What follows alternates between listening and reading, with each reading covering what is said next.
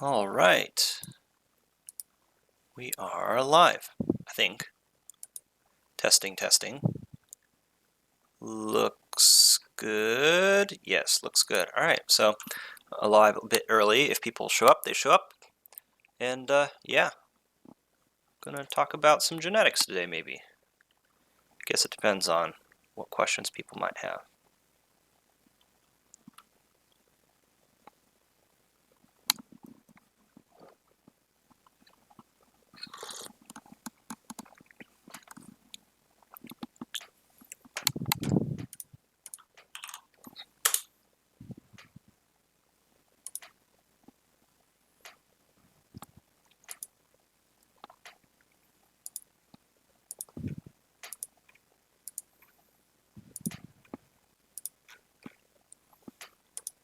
Let's see here.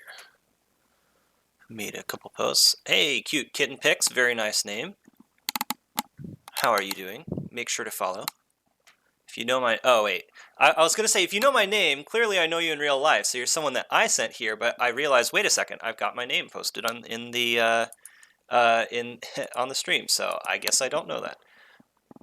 I'm just doxing myself for the world to see. Oh, you do know me. Okay, fair enough.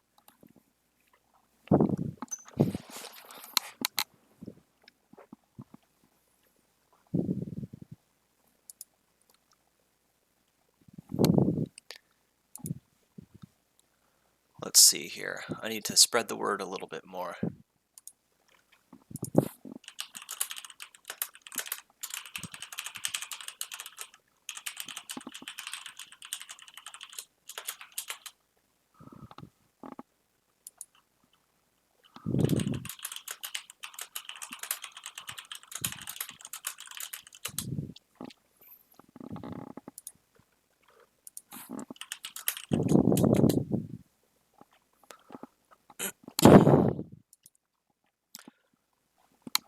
Anyhow, I'm gonna have to cut through that first bit on YouTube, aren't I?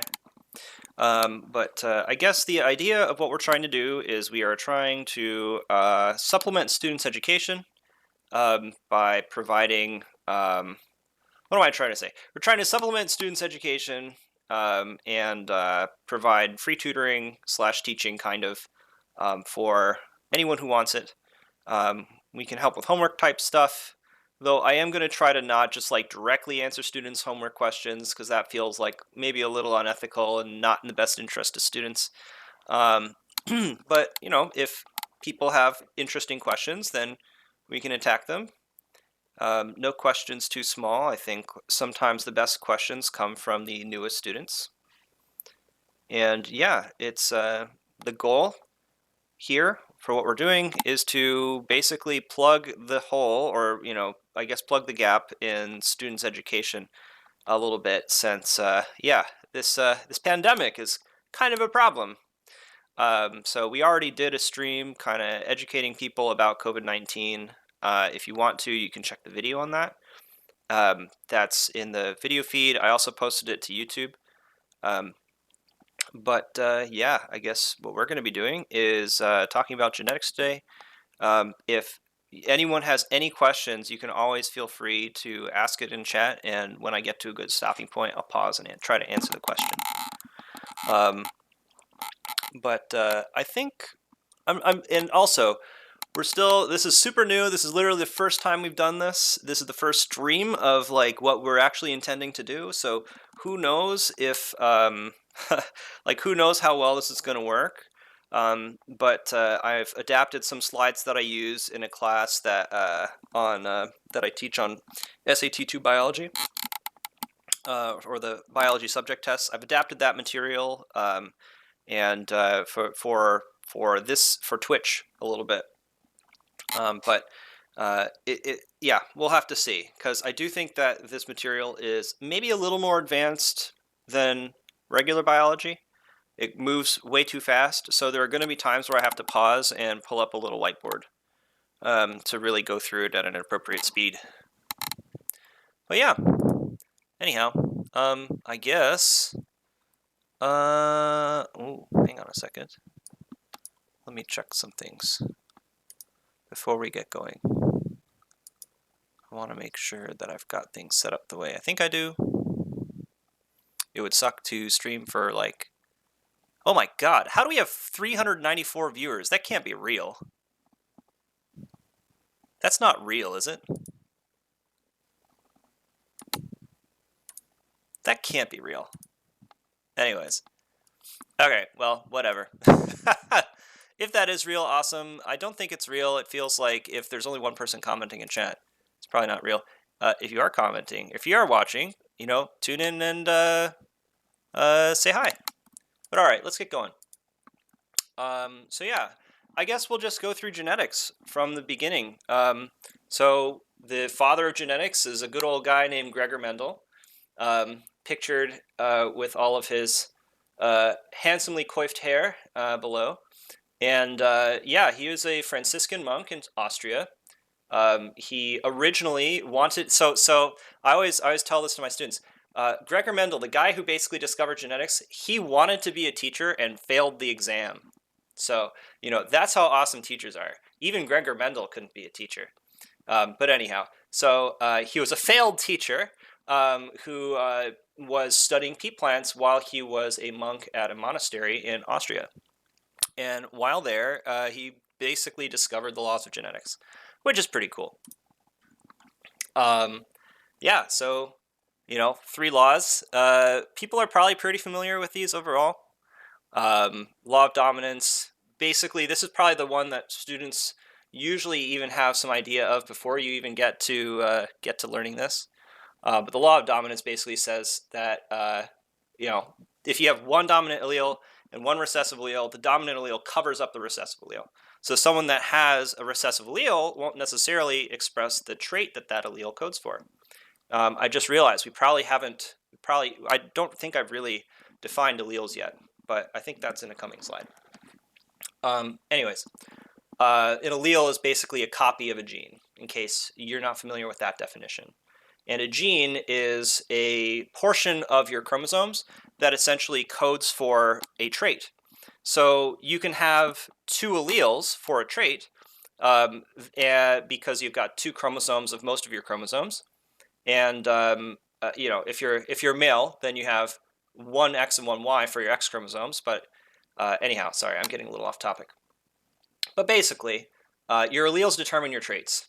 And what Mendel discovered is that some alleles can cover up other alleles. That was pretty remarkable at the time. He also discovered the law of independent assortment, where basically these alleles, these copies of genes, regardless of their mode of inheritance, regardless of whether they're recessive or dominant or codominant, they're equally likely to be inherited. So if you have, I don't know, if you have a brown eye allele and a blue eye allele, it doesn't matter that the brown eye allele is dominant over the blue eye allele. The brown eye allele is still much more likely, or is equally likely, sorry, to be passed down. Man, it's been a while since I streamed. I'm getting nervous. Okay, and then for the law of segregation, the last law, or the third law, this is the one I think people have the most trouble with. But basically the idea with this one is while gametes are forming, while meiosis is happening, and during meiosis you have the chromosomes pulling apart and separating. During that process, you will have the alleles separating and then randomly uniting during fertilization. So basically this means that even though you have a dominant and a recessive allele, they completely separate and then have, let's see, what's the right way to explain this one? Separate randomly during gamete formation and then randomly unite. Yeah, so I don't know. Man, this one's weird because it's like, it feels like it's just basic from what we understand about chromosomes and from what we understand about alleles. So I don't know. Usually I just give this one to students and ask them if they have any questions about it, and usually students say no. But if you have any questions on this one, I'm happy to explain them. Yeah, sorry, that one's a little awkward. Anyways, genes and alleles. I really should have put this slide a little above the laws, because this would have made the laws make a lot more sense, huh? Anyhow, so genes code for proteins. So a gene is a position on your chromosomes that codes for a particular trait. Genes usually, I mean, this is what a lot of teachers teach students is one gene codes for one trait. So if you have a gene that codes for, I don't know, eye color, then the only thing that that gene affects is eye color. And usually this is true. Most genes really only affect one thing. Occasionally you'll have a gene that has multiple effects, but usually what's happening is those multiple effects are all caused by one protein, or all caused by the family of proteins that that gene is that codes for. That stuff gets even more complicated. Whether you need to know that or whether you should care about that too much kind of depends on what your what level your class is going at. In some classes, you'll talk about how genes, in some cases, can code for many very closely related proteins through a process called alternative splicing. But for most students, you don't need to learn that level of detail unless you're in the honors or AP level course. Yeah, let's see here. What else do we have? Yeah, most genes, you have two copies of them. There are exceptions with regards to sex chromosomes. So people that have an X and a Y chromosome, so typically males, are going to have one copy of each of the genes on the X and the Y chromosomes. Whereas females that are typically XX are going to have two copies of the genes on X chromosomes and no copies of any genes on Y chromosome, or on the Y chromosome. Yeah, I don't want to get too far ahead of myself on that stuff. Incidentally, I feel like I'm at a point where in a normal lesson, I would ask my students if they have any questions. I'm still not sure if the number posted where it says we have 445 viewers is real. I feel like that's not real. But if it is real, yeah, some of you chime in and say hi. I'm seriously like confused because I feel like that's not possible. But at the same time, I don't know. It'd be neat if we had that many viewers. Let me double check the something. I also don't want to interrupt my flow too much, but like, I do kind of want to know if we actually have that many people watching. Because, yeah, I don't know. That would be cool, but also a little intimidating. And I do want to know, like, what kind of audience that I'm supposed to be catering to right now. Yeah, it literally says we have 451 viewers. Holy crap. That's awesome. So I really can't swear right now. Oh, geez. I swear a lot. So I'm going to have to, like, really tone that down. Anyways. Okay. So moving on. Let's see. Alleles, right. So I've talked about genes. Genes code for proteins. You have two copies of most of them. Those proteins lead to traits that you have. An allele is a type of a gene. It's a variant of a gene. So if for eye color, for example, I mean, eye color is more complicated than what most high school teachers teach. There are actually several genes involved. It's not just one simple gene. But for example, let's suppose it were very simple, and you could have a brown eye allele and a blue eye allele, right? Well, each of those alleles is a variant of the eye color gene. So I often tell my students that a gene is kind of like a category, and an allele is a specific example in that category. So if the gene is like, I don't know, car colors, then an allele might be, I don't know, pink, if you like pink cars, and so on and so forth. Moving on. Chromosomes. So note that some of these diagrams are probably a little small. I had to redo my slides so that I had room for the chat on the right-hand side. So, some of these are a little small. If they are, I apologize. Also, just full disclosure, I'm not personally making money off of this. Any money that we make will be sent to our tutors that need that have lost hours as a result of the outbreak. And so, like, some of these, and the reason why I say that is some of these slides are, it probably involved material that were found on Google. So I'm hoping that I'm pretty sure that these fall under fair use. I'm talking way too much about this. I'm pretty sure that these fall under fair use, but regardless, I do want to credit the content creators whenever possible. Didn't have time to get that together for this stream, but it's something that I you know, plan to include in the future as always sources for everything. Anyhow, so if remember this is free, so I'm pretty sure this falls under free use. And yeah, anyhow, don't sue me, please. All right, each chromosome has lots of genes on it. Yeah, so I feel like that should make sense for most people. Genes are a pretty small portion of a chromosome, and we have like last I checked, I think the number is like 36,000 genes, maybe 45,000. It's somewhere in the tens of thousands. So we have a lot of genes, and we only have 23 types of chromosomes. Or 23 pairs of chromosomes. So each chromosome has to have thousands of genes on it on average. And yeah, so that's important to keep in mind. Most of your chromosomes are autosomes.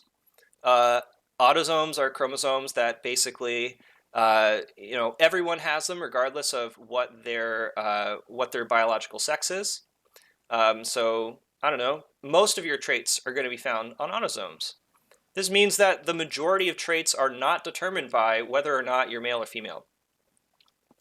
And as I mentioned earlier, males are typically XY and females are typically XX. Exceptions exist because humanity is complicated and biology is complicated, but that is the most common situation. Okay, moving onwards. Right, so for chromosomes. Normally, chromosomes are not observable. You can't really see them most of the time. So when I would guess that everyone recognizes this X-shaped thing. You've probably seen these in, articles about science and genetics and whatnot. This is actually very rarely visible. You almost never see this structure in actual cells. And the reason why not is that this shape only exists during mitosis and meiosis, when the cell needs to separate these chromosomes from each other. The rest of the time, the chromosomes are all just kind of stringy goop. We're going to get into why that is in a bit. I actually don't remember where that slide is. Yeah, I'm not sure. Yeah, okay. Yeah, it's a couple slides over in, but we will talk about why that is. But just know that most of the time chromosomes don't look like this. They're only going to look like this in mitosis and meiosis, which is, I don't know, pretty interesting and not what I think most people know. Anyways, man, I'm just like freaking out because I don't know how many viewers we have. No one's commenting, but at the same time, like it says there's like 500 viewers, something crazy. So that's really tripping me out. Yeah, it says we have 400. That can't be real, can it?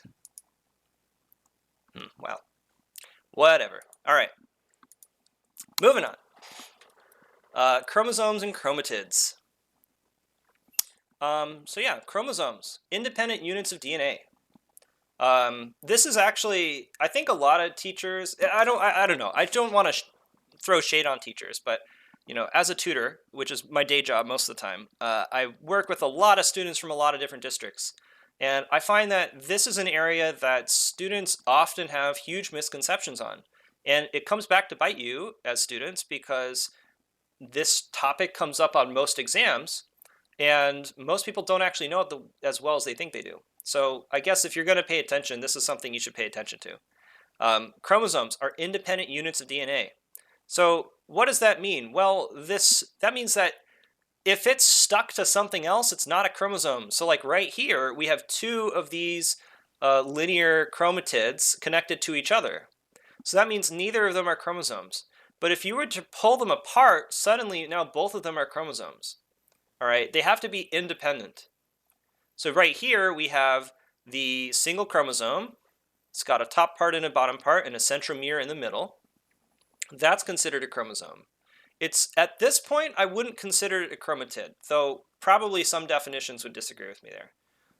It's really, you only think of it as a chromatid when it's part of a chromosome that has two halves. So right here, we have two sister chromatids.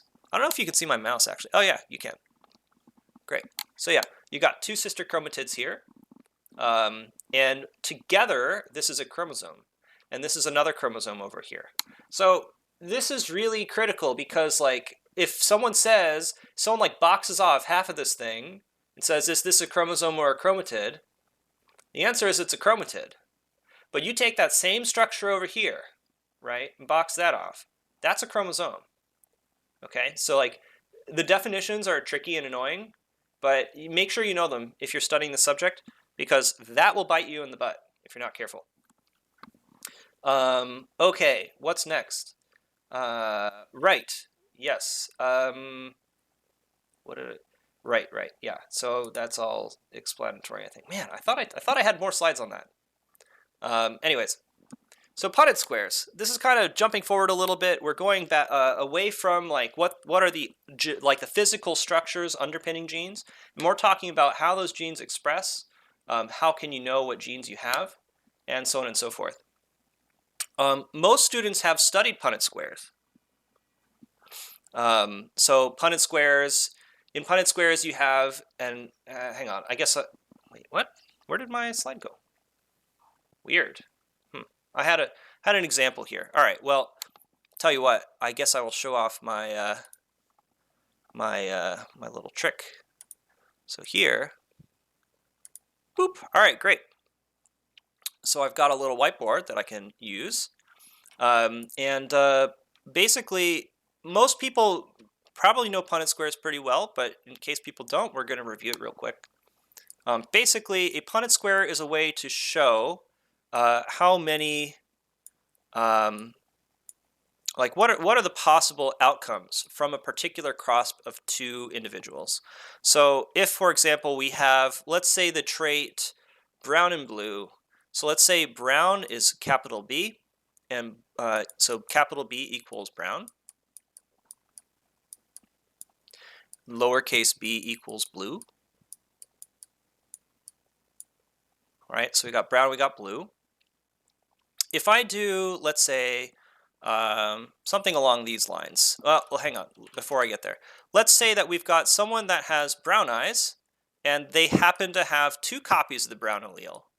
Let's suppose that that person has kids with someone that has blue eyes, and therefore has two copies of the blue allele. What will that person's, what are the combinations possible out of their gametes? This is a good time if you are watching and these 450 something viewers are not phantoms.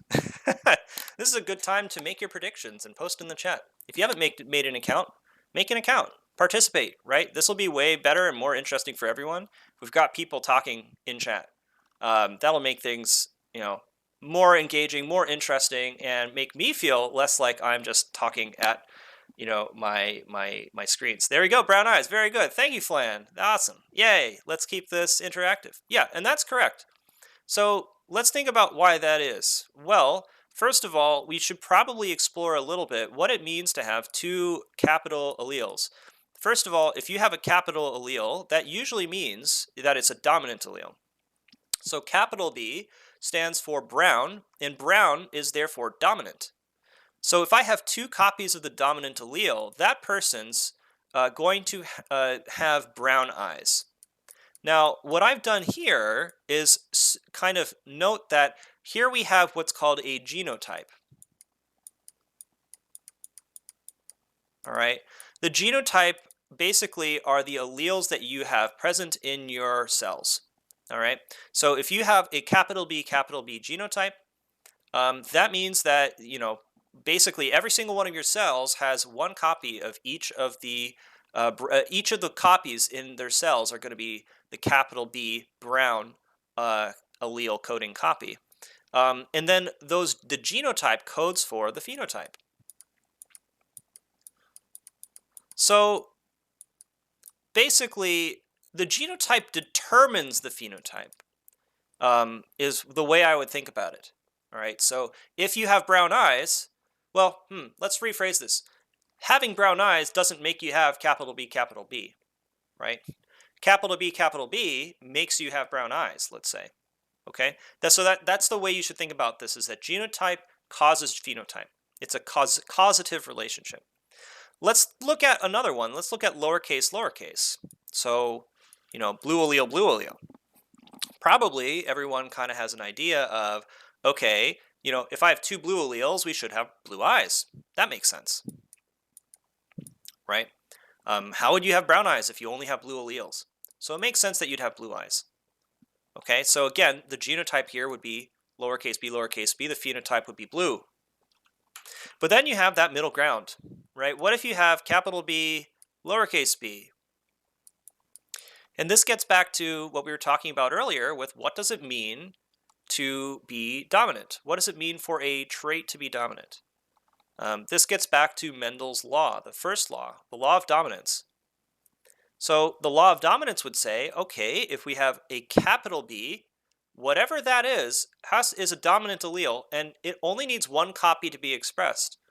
But recessive alleles, like the blue allele, require two copies. So here we have two copies of the blue allele for this other one. Whoops. Get out of here. Stupid thing.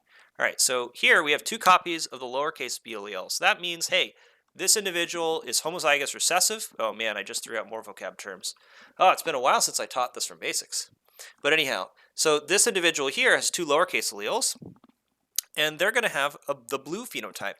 Whereas here, this individual, capital B, lowercase b. So their phenotype is going to be brown, because we have that single dominant allele, and that's all we need. It doesn't really matter for this individual that they have that recessive allele. At least it doesn't matter until they start having kids, and if they have kids, then in theory, they could have a blue-eyed kid. Okay, so let's take a look at what's actually going to happen in this Punnett square. So the idea of a Punnett square, just to refresh people, is that we're trying to basically simulate the possible genotypes.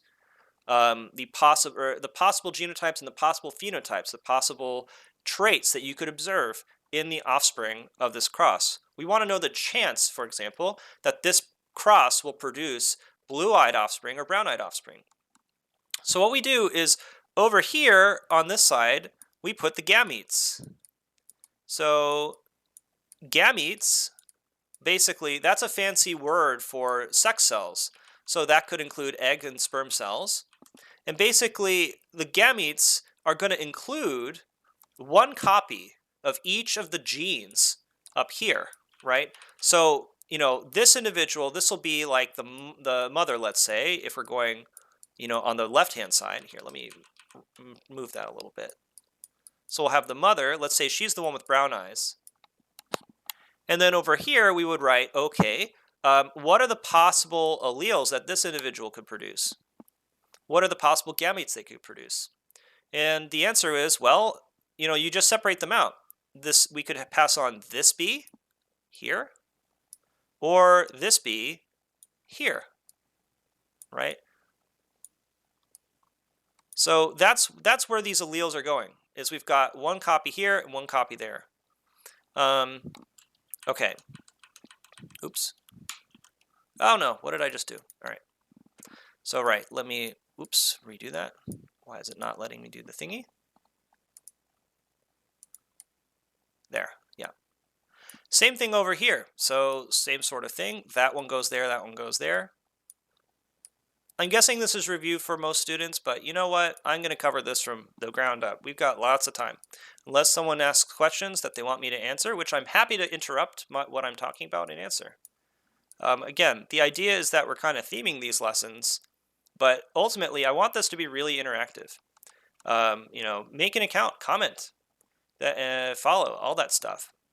If you interact, that makes this stream better for everyone, because I think the best kind of learning is where you're asking questions on what you're not sure about, and then we're addressing those kinds of misconceptions. Okay, so this is what the Punnett square would end up looking like.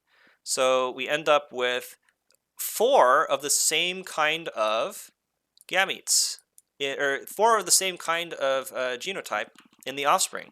And I just realized I didn't really explain how we got here. Well, we take these B's across, right? All the capital B's. And so each of these boxes has to have one of these B's from the left-hand side. And each of these boxes also has one of these B's from the top side. So we end up with capital B, lowercase b in all 4 boxes. That should make sense, hopefully. And then it just so happens that, well, we already figured out what these individuals would look like ahead of time. we found that they'd have brown eyes, right? Because if you have, in our simulation, if you have capital B, lowercase b, that means your phenotype's brown. Okay, now let me go ahead and clear this. How do I clear this? Clear. Yes. And so now what I would like to do is let's look at a slightly more complicated cross. So different couple this time. Let's suppose that we have a mother that has brown eyes, but they have this genotype, and a father with the same kind of genotype, right? So we've got what's called heterozygous. That means one of each. I should probably write that out. It's heterozygous. I wonder if I can make that bigger. Let's make that bigger. Yeah. And can I move it? I bet I can move it. Yeah. Yeah, there we go. So let's just move it down a little bit more. So let me just write heterozygous for this one would be like this. And then homozygous would look like something like this. So we have capital B, or lowercase b, lowercase b. So it's homozygous when it's the same, heterozygous when it's different. In this case, it'd be homozygous dominant. Right here, that's homozygous dominant. Whereas this one would be homozygous recessive. So that should hopefully be reviewed for most students. And honestly, I'm wondering if we're doing too much on this unit, because, you know, this is going to be reviewed for a lot of folks. But that's okay. Anyhow, all right. So we've got capital B, lowercase b, capital B, lowercase b. So let's go ahead and make the Punnett square for this cross. Man, where are all these supposed 541 viewers? It would be good to have some of you chatting, huh? Okay, I'm going to stop needling people to make accounts and comment. But seriously, if you can, if you are actually watching, make an account, participate a little more. So hopefully can become interactive with a lot more people. All right. So we've got capital B, lowercase b. Let's suppose that, again, we're sticking to putting the female over here, though I don't really think it matters that much. I remember when I was high school, I think the teacher taught me that the female is on the left-hand side and the male is on top, but I don't think it really matters too much. So, you know, you can put them wherever you want them. Anyhow, what we put on the left-hand side are the gametes that the female can produce. And so we think, well, when we're making egg cells over here, what are the possible options that each egg cell could have? And each egg cell only gets one of these genes according to the law of segregation. So, you know, only one of the allele copies. So that means that we could put one of them here and the other of them here. So that makes sense. So capital B and then lowercase b. Again, the whole idea is we're putting the alleles of the possible alleles on the left-hand side and the possible alleles on top. So it's the same on top because, you know, the male can produce capital B and lowercase b, same as the female. So now when we make our square, it's going to be a little more interesting than the last one. The last one ended up, everyone was heterozygous. Let's see what happens this time. So we can bring this one across, and so we'll have something like that. Bring this one across. Notice that here's a little trick I use. Whenever it's recessive, I default to putting it on the right-hand side. This makes it so that we can stick to the convention of keeping the dominant letters first. A lot of bio teachers will literally, like, you know, twitch a little bit if you write it this way. Ugh, that just doesn't look right. All right, so you have to write it capital and then lowercase, and that's why whenever I write the first letter, I make sure that I write the recessive ones on the right-hand side. That just makes that a little bit easier. All right, anyhow, now we take these ones down. So we put that one there, and yep, that one goes there. And look, because I put that little lowercase b on the right-hand side, it made that a little bit easier. And then same for this one. lowercase b, and then this one can go in front. That's okay because both of them are lowercase. And there you go. Now we have a more interesting cross. And here's where we start to talk about ratios. So one of the most important questions, especially for people that might, let's say, be breeding dogs or I don't know, trying to figure out what the likelihood is that their kid might inherit some horrible disease. Well, it got dark. But either way, in some cases, we want to know what's the probability that the kid has a certain genotype, or certain phenotype. So let's take a look. Let's start with the homozygous dominant. So capital B, capital B. How many of those do you see in this Punnett square? Well, we should see one. So I see one right here. So we're going to put a little 1 there. Then for the heterozygotes, I see 2. And so that'll be a 2. And then for the homozygote recessives, we have 1.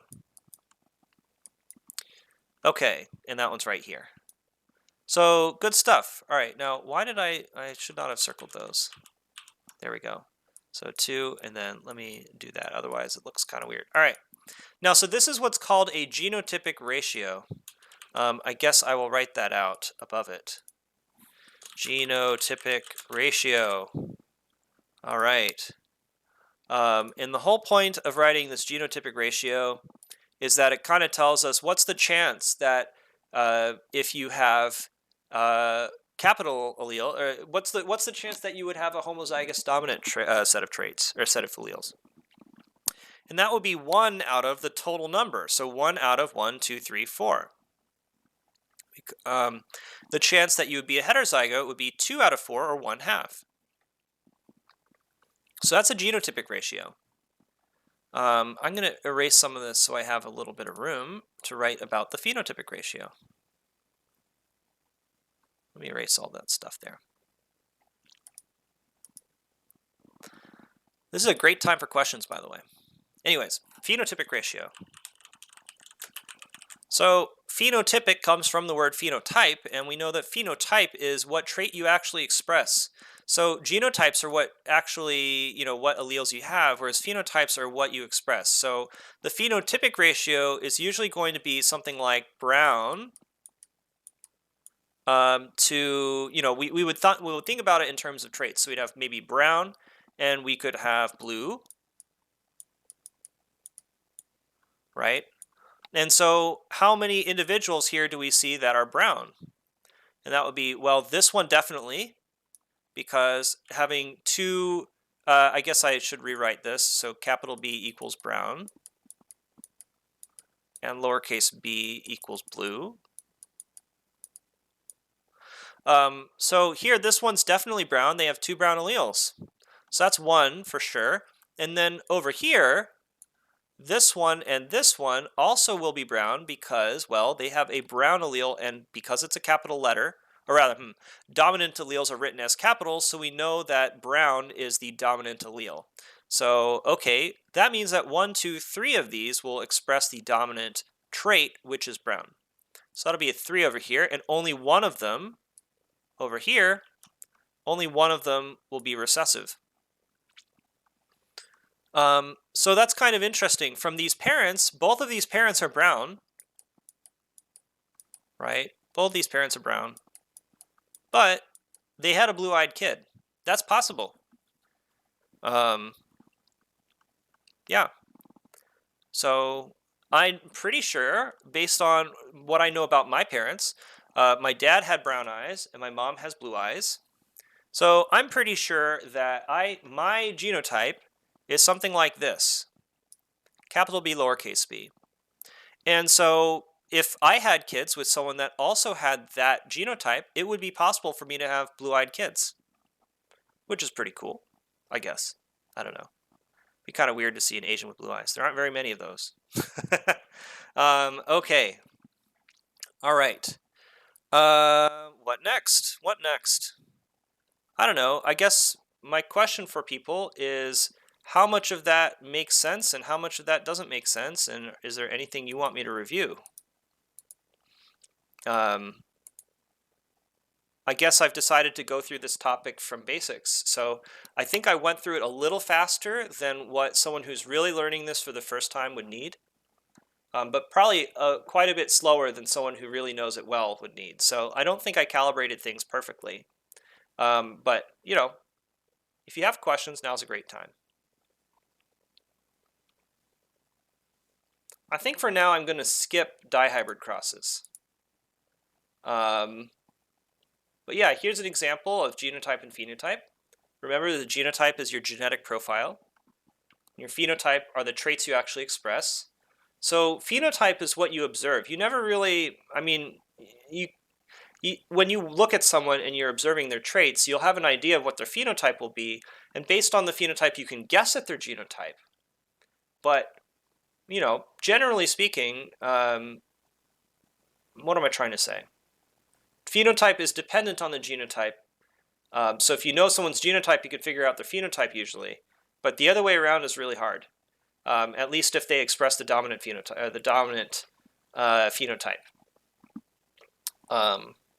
so just like we observed before, you know, you have a 3-to-1 ratio for phenotype and a 1 to 2-to-1 ratio for genotype. We're going to skip through dihybrid process for now. Now, another thing that we can do, and this is actually more of a practical thing than anything else. Let's suppose that you bought a flower, let's say, a plant you bought a flower from the store, and you want to know what its genotype is. Because let's say you're planning on planting it, and you want to make seeds from that flower, so you don't have to buy it from the store the next time. Well, the problem is, if you don't know the genotype of that flower, it's possible that that your seeds are going to be all over the place, and they're not going to be exactly what you want them to be. Especially if the flower is expressing a dominant trait, it's important to know whether or not the flower is heterozygous or whether it's homozygous dominant. Because if it's homozygous dominant, it's what's called true breeding, where all of its offspring will have the same phenotype, right? Whereas if it's heterozygous, then half of its offspring in certain cases could end up as recessive.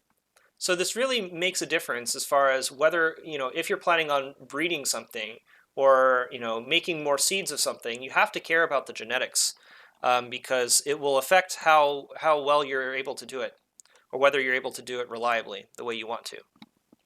Anyhow, one way that we can test to figure out what that genotype actually is to do what's called a test cross.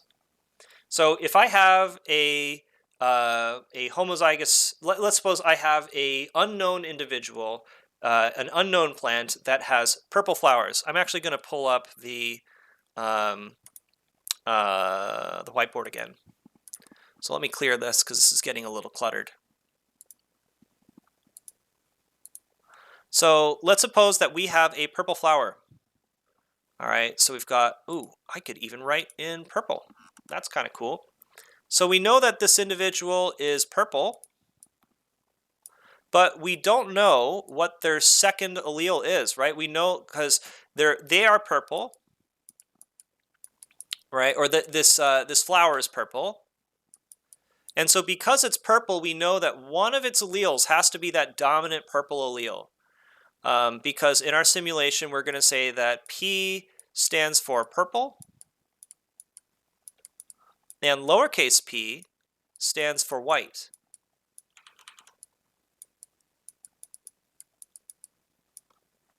Okay, so capital P stands for purple, lowercase p stands for white.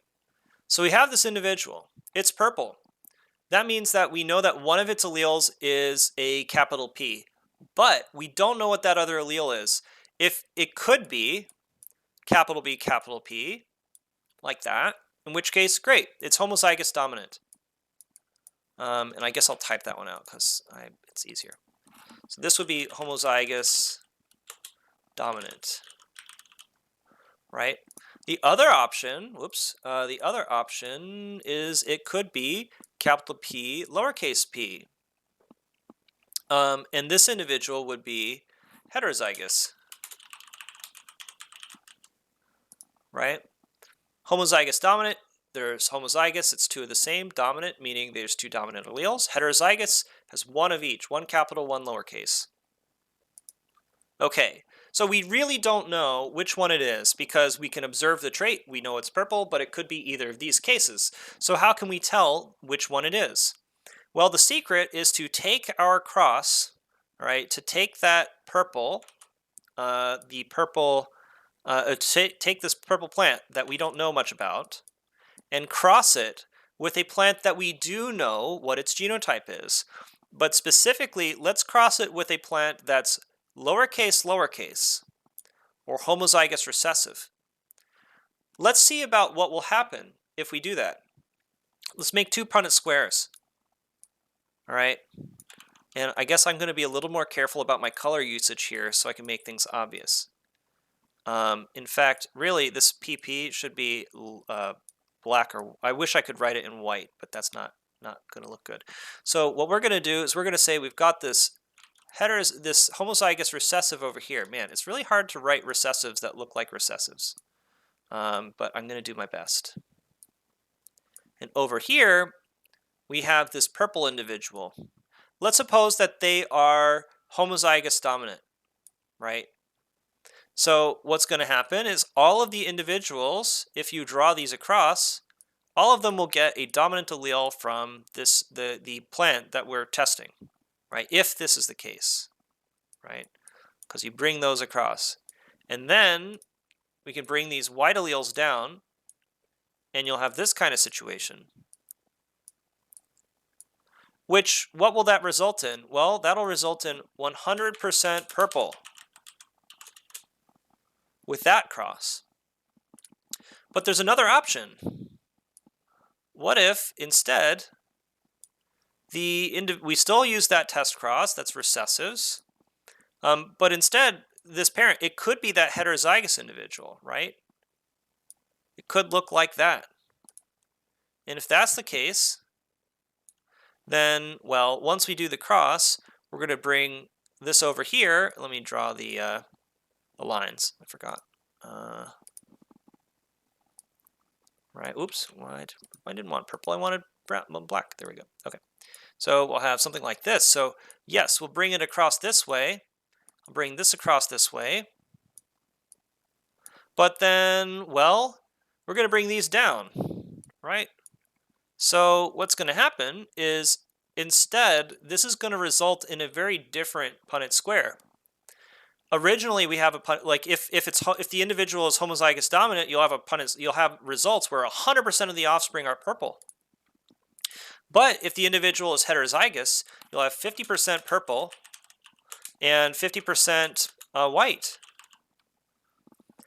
So this is why it's called a test cross, right? When you are crossing an unknown individual with an individual that's homozygous recessive, right? That's called a test cross. It's a test cross because we can use it to test and see whether or what the genotype is of the parent.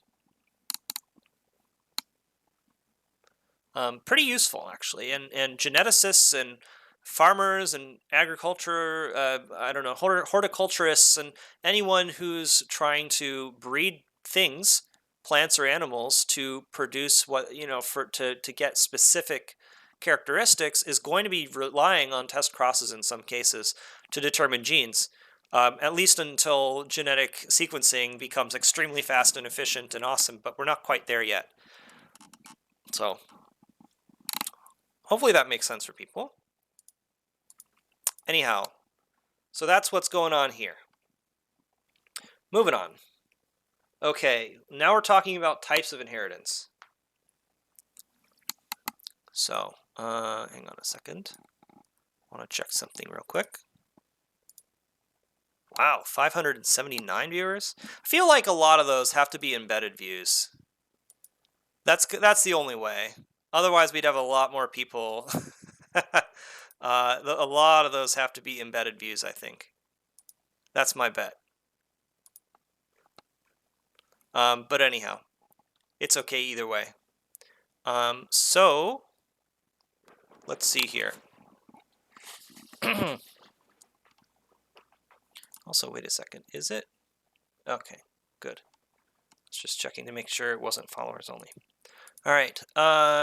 Cool. Moving onwards. We're going to get through modes of inheritance, and I'm going to take a bit of a break. Also, I have some tea. Almost forgot my tea. Okay.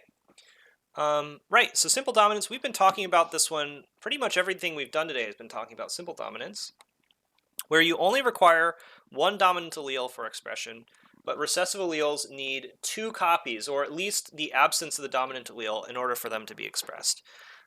So there aren't actually a lot of examples of simple dominance in humans, and don't tell your teacher I said this, but most teachers are lying to you or have been lied to when they use their examples, because the majority of cases in humans of simple dominance are not actually simple dominance and are far more complex than that. In fact, let me go ahead and link that for folks. Modes of inheritance in humans lies below. The guy works, yeah, Myths of Human Genetics. So this is a fantastic website that kind of illustrates why almost all the traits that your teachers mention, as far as what how inheritance works, most of those things are not actually true. So keep that in mind. Okay. Got it. All right. So simple dominance, that's the thing. We've been talking about that a lot. I don't think I need to explain that some more. All right, codominance. So codominance is pretty cool. Codominance happens when both of the dominant alleles are expressed, typically separately in some way. So roan cattle are a really good example of this, where if you have true breeding brown and true breeding white cattle, and you cross those cattle together, right? Or so let's say that you have a white bull and a brown cow, right? And you cross them together, you will end up with all of the offspring will have brown spots on a white background. And so this is a great example of codominance, because both of the traits are expressed, but neither of them is expressed like over the entirety of the animal. They're just expressed in different regions. So that's a great example of codominance. Another good example of codominance is blood type, which I don't think we're getting into today, but blood type is a fantastic example. Where you can have A type and B type, but also AB type. AB is an example of codominance in blood type. The other wacky one is incomplete dominance. So in incomplete dominance, you end up with basically the fusion of the two traits. So instead of expressing like in roan cattle, where you have both of them expressed separately, like this, in incomplete dominance, they're both expressed together, like kind of mixed together. So instead of white and red splotches, we have pink flowers. That's a great example of incomplete dominance. And the hallmark of this is if you cross a white flower and a red flower together, all the offspring are the mix of the two. But then if you cross two of those mixed offspring, you end up with a monohybrid cross, very similar to what we did with simple dominance, except the heterozygotes are not going to look like the dominant individuals. They will look like the previous generation. So if you see this pattern, it's definitely incomplete dominance. And just keep in mind that like the difference between incomplete dominance and codominance, this is the most important distinction, is that in codominance you have both of the traits expressed but separately, whereas in incomplete dominance they fuse together. It's like the way you could think about it is the dominant is not completely dominating the recessive. So that's one way to think about it. Okay, then there's sex-linked recessive. So in sex-linked recessive traits, typically, there's something I needed to fix out of this. But ignore that last line there. But basically, most X-linked recessive traits are most X-linked recessive traits are located on the X chromosome. You know what? I need to redo this slide a little bit. Most sex-linked traits are located on the X chromosome, and most of those traits are going to be, when we talk about them, we're going to consider them as recessives usually. Males only get one X chromosome, so with X-linked traits, you either get the recessive trait or you don't. Whereas females, or at least XX females, get two copies of the X chromosome, so they can be carriers. You can have a copy that's recessive and a dominant copy, which means that the recessive trait can hide. Much like in a normal dominant trait, where you can have recessive alleles kind of hide behind the dominant allele inside a heterozygous individual. So this is a really good example. I guess we don't know exactly which trait this is, but we could guess that it's colorblindness. So we could say the dad is not affected, and the mom is not affected, but she does have the trait on one of her X chromosomes, right? So she has that right here, that little light-colored X. And then when they have kids, the options are they could have an unaffected son, they could have an unaffected daughter, they could have a daughter that's a carrier that got her mother's affected X chromosome, and they could have a son that's affected who got his mother's affected X chromosome, but from his dad, he got the Y chromosome. And so you only need, in this case, one of your parents to be a carrier of the trait. So you only need one allele in one of the parents in order for it to see some expression in the next generation, usually expressed in like half of the sons of these carriers. I feel like this is an example where you kind of have to work at it and practice it and work it out. But here's my favorite example of X-linked recessive traits, which is hemophilia. Oh, wow, there's a typo here. I didn't make that typo. Hemophilia. Anyways, so basically this individual right here, this handsome little fellow, is Alexei Romanov, who was one of the last princes of the Russian royal family back right before World War I. Hey, the Exitist, you don't know how you've ended up here, but it seems like this kind of content should be much more popular. Totally agree, and this part's really awesome. All right, like this is one of my favorite aspects of genetics, which is this case. So like, pay attention because I think this blows my mind, and it should blow your mind too. But basically, this individual right here, Alexei Romanov, the fact that he was affected by hemophilia changed the world. His mother, I believe I have their family tree here. Yeah, his mother's name is Alex. She was from the, oh gosh, why am I forgetting the name? The Habsburg family, who basically they were the royal families of most of Europe, right? And this family tree was all descended from Queen Victoria. Queen Victoria was a carrier. She had a unique mutation that made her a carrier for hemophilia. So basically, hemophilia is a disease that affects your ability to clot. So it makes it very difficult for your body to produce either a clotting factor or something or another. But basically, short and long of it is, if you get cut or you get a bruise, it doesn't clot very well, and you can die from bleeding or hemorrhage, which that's pretty scary, right? This is not a fun disease to get. And if you take a look, her kids, she had two of her daughters were carriers and one of her sons was affected. And you can see how this passed down the line, right? So in her daughter Alice had a daughter named Alex, and her and so Queen Victoria's granddaughter Alex married Tsar Nicholas II of Russia, and they had a son named Alexei, who was affected. Incidentally, this is the same family with Anastasia, if you ever watched that Disney special back in the 90s. All right, so Anastasia, this is their family. So Alexei was affected by hemophilia. Now, why does that matter? Well, the royal family, Tsar Nicholas II and Alex, were, they may not have been the best rulers, but they were very good parents, or they tried to be, and they tried to get the absolute best care they could for their son.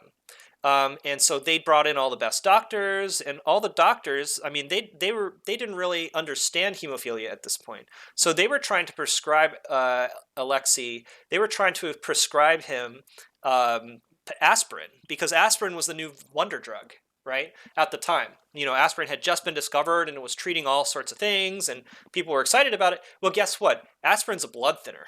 So like by prescribing this hemophiliac kid a blood thinner, they were actually contributing to his poor health. So, he just seemed to get worse the more he was around the doctors. Well, so in desperation, the royal family reached out to a man named Rasputin, not sure how to pronounce that name. And Rasputin, the first thing he did is he said, "All right, let's get all these doctors out of here. They don't know what they're talking about." Rasputin's some like crazy mystic, religious, pseudo-religious figure, and sure enough, Alexei started to get better. And so, this royal family started to think that, oh my God, Rasputin is like he's some like mystical wizard guy, and so they would ask him about all sorts of things, not limited to not limited to healthcare decisions. So they started consulting him on Rasputin. All right, got it, makes sense. So they started consulting him on like foreign policy and domestic policy and things like that, which was very unpopular and contributed to the royal family's unpopularity in Russia, and that contributed to the rise of the Bolsheviks, and that contributed to the rise of the Soviet Union. So it's like, in a small way, maybe obviously this didn't cause everything, but it's at least plausible that things may have gone differently if Alexei didn't have hemophilia, the family hadn't trusted Rasputin, and they hadn't become as unpopular as they became because of poor decision making due to Rasputin. Or Rasputin. Yeah, see, I can't pronounce that very well. So anyhow, this kind of, knowing that blew my mind. All right, and you had a question. Is hemophilia restricted to males only? No, it is not. In theory, let's say, oh man, well, these families are a little incestuous. So let's suppose that we had Leopold over here. I don't know. Oh man, this is gross. But let's say Leopold and Alex had a forbidden love child. All right, there is a 50% chance that any daughters they had would be affected, because of the way that Punnett square would work. So yeah, hemophilia can happen in females. Um, I don't know if hemophilia has more severe health implications or anything like that, but there is a small chance for females to have it. Same thing with red-green color blindness. That's another great example, exotist. Great example. So anyhow, this whole thing like blows my mind. Um, yeah, is the effective test for two separate families would make a female try. It doesn't matter. Like, I'm just using this as an example to highlight that if you had a carrier female and an affected male, they could have a affected daughter. Um, Forget about the fact that it's gross and yuck. um, yeah, that's uncomfortable.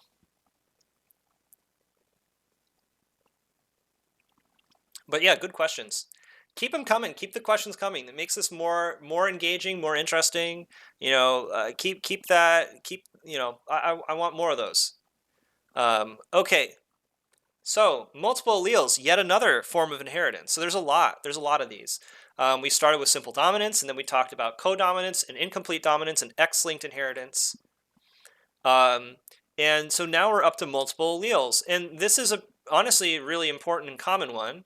But a lot of people don't think about it. But yeah, for a certain gene, there are usually going to be many different alleles present for it in a population, at least if it's not a critical housekeeping gene kind of thing. So like in the case of chinchillas, I'm not sure what C stands for. Maybe coat, like coat color, but there are many different alleles, all of which are responsible for different phenotypes. Chinchillas are really cute. I like them. In humans, let's see, what's a good example? Oh, blood type again. In blood type, there's A, B, and O alleles. So that's a case where there's many different alleles for one trait. All right, and then there's polygenic inheritance. So polygenic inheritance is when more than one gene governs a particular trait. So usually what ends up happening is this leads to a wide range of outcomes, a wide range of the attribute that the trait code of the trait, I guess. Man, that didn't really come out right, but that's the idea. So because more than one gene are involved, you can have all sorts of different combinations of those genes, which leads to my friends here, who if I've blurred out the faces of, I did get permission to use this picture just for slightly different context. So I'm blurring out their faces before putting this on Twitch. But this is my two friends who I believe my male friend is like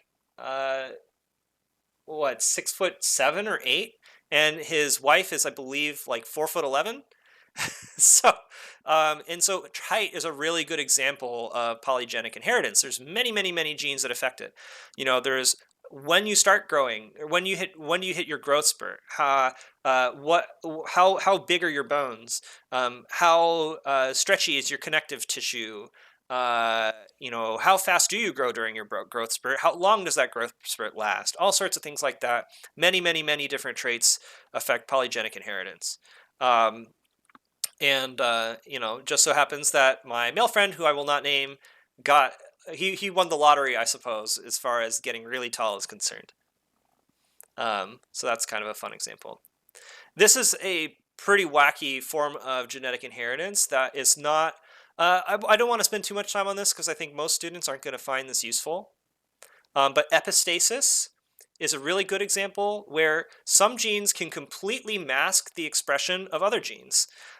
So if you happen to have basically most of the time, capital B is dominant over lowercase b, and capital E is dominant over lowercase e. So, that's how most of these labs in this, basically we're crossing different types of labs, Labrador retrievers, and you'll end up, most of them as black labs, black Labrador retrievers. But some of them end up being chocolate labs, and chocolate labs have a recessive, what was I going to say? They have the recessive allele for whether they're black or brown. But if you have the homozygous of this homozygous recessive of this epistatic gene, if you have two of those lowercase alleles, it completely like negates anything that's happening with regards to the B allele. So the E allele, if you're homozygous recessive for this one, it completely trumps everything else. And that's how yellow labs were born, basically. Is yellow labs both have two copies of this recessive allele, trumping anything happening that would be black. So in theory, if you had a yellow lab and somehow you replaced all of one of the E's with capital E's, you would turn them into a different color. But that's a different thing. I don't know. I feel like I don't want to spend too much time on this one because it's like questionable importance. Most schools aren't going to teach you this, but it's kind of cool. I don't know. Inheritance is weird. And the last one, don't forget it. Don't worry about this also unlikely to appear on the test. I adapted this from other material and forgot to get rid of it. But pleiotropy, I think it's pleiotropy, is when one gene causes many different effects. So you can have, gene A, let's say, leading to trait A, trait B, and trait C all developing separately. Though usually that gene is creating a protein that causes all those changes. So, if it's pleiotropy, really, it's still one gene coding for one protein, but it's just that protein has all sorts of really crazy effects in other ways. But yeah, that's the different types of modes of inheritance that I'm covering here. There are others, I'm sure, most of which I'm not aware of. But I want to keep the content relatively relevant to most students, regardless of whether they're in regular biology honors or AP biology. So, I'm trying to keep it. What am I trying to say? I don't know. I'm trying to keep it general. All right, and I need to take a bit of a talking break. It's been an hour and 6 minutes of talking, so I'm going to have some tea and sort of sit here. If people have questions, feel free to ask them, but I need to take a few minutes for myself. So.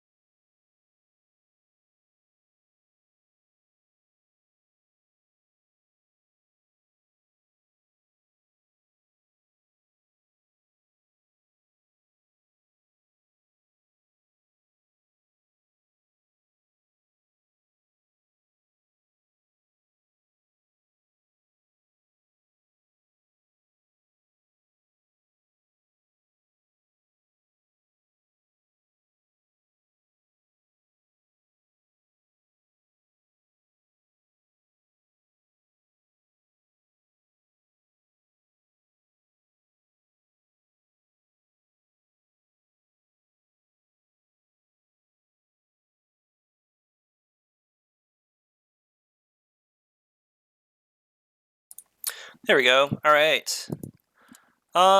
So let's do some more practical stuff.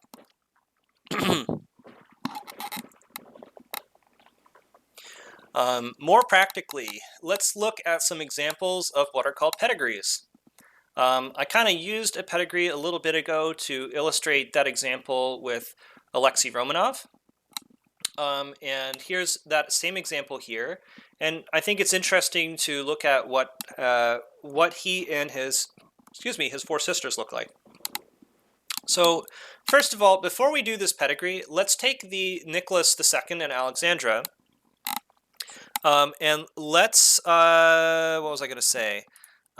Let's go ahead and turn that into a Punnett square. So let's look at what we should predict is possible among their kids.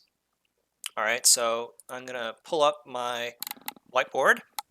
And so Nicholas, this is a case where it's an X-linked recessive allele. So let me write that out. So hemophilia is X-linked recessive. Okay, so what does that mean? Well, it means if you have 2 copies of the recessive allele, if you're a female, then you're going to be fine, but you only need 1 copy if you're a male. And so let's take a look at what actually happens. First, Tsar Nicholas II, here we go. So his genotype would have been capital X and then Y. So something like this. Actually, I'll just write it like that, right?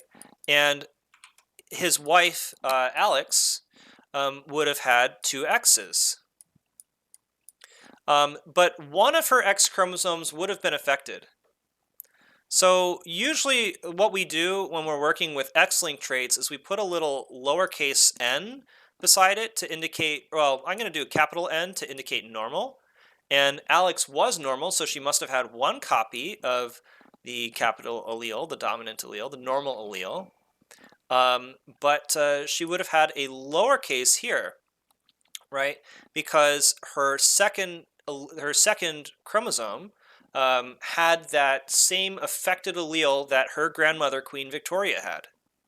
So this is what we're looking at. We've got the male, Tsar Nicholas, I can't spell, Tsar Nick the second. All right, and his mother, who is the Tsarina, that's a fun word. Tsarina, I'll just call her Alex. I'm not sure if it's an E or an I, but I don't know. I've seen it both ways.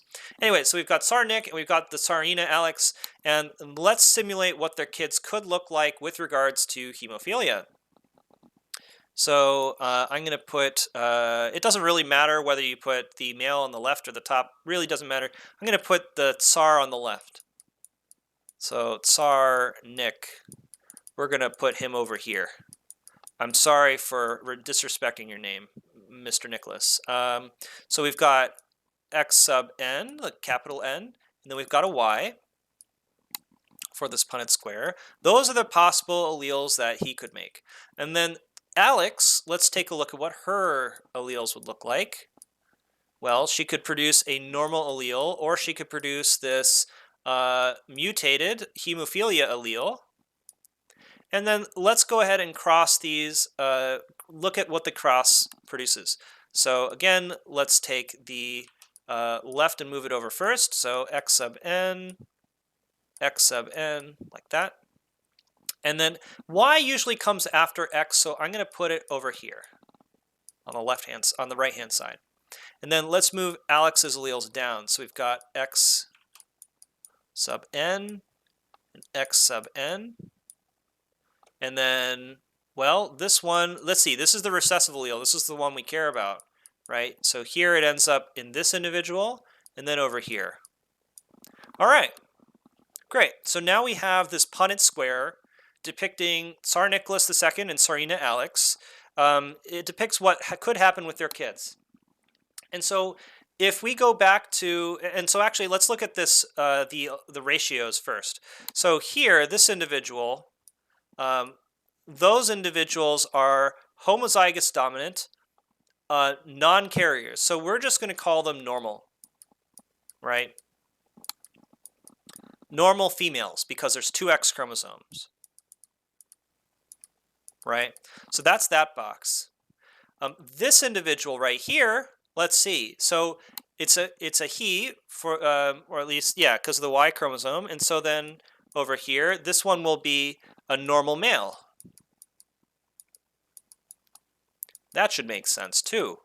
So then over here, these are the interesting ones right here. This individual, let's see, they've got 1 copy of the dominant normal allele and 1 copy of the recessive hemophilia allele. So this will be a carrier female. Now, what is a carrier? I don't know if we've talked about that yet today. I don't think we have. Carriers are basically individuals that have 1 copy of the affected allele. All right, so we don't call them affected because they don't have 2 copies of the affected allele. If they did have 2 copies of the affected allele, then they would be affected. So, you know, since they only have 1, they can't have the trait, but they can pass it on. That's the key. All right, carriers can pass the trait on.